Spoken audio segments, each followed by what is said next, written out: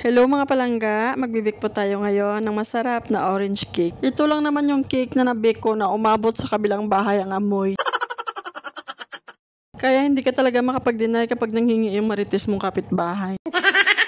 Sa mixing bowl, maglalagay lang po tayo ng 2 basong cake flour at 1 kutsarang baking powder. Mix lang po natin at iset aside. At dito naman sa blender, pagsasamahin lang natin ng orange, asukal, mantika, at itlog. Tinanggalan ko lang ng balat at buto yung orange at in-slice.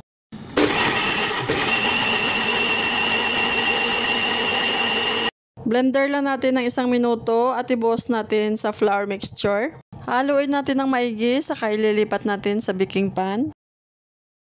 Isasalang natin sa oven ng 45 minutes sa 180 degrees Fahrenheit. Habang nakasalang yung ating cake, gagawa tayo ng orange glaze. Mag-squeeze lang tayo ng 5 pirasong fresh orange. Nag-brush muna ako ng balat sa 2 pirasong orange para makakuha ako ng orange zest. Ito kasi yung magpapabango sa ating cake at pati na rin sa flavor. Bali, 1 kutsara ng lemon zest ang kailangan natin at 1 basong orange juice.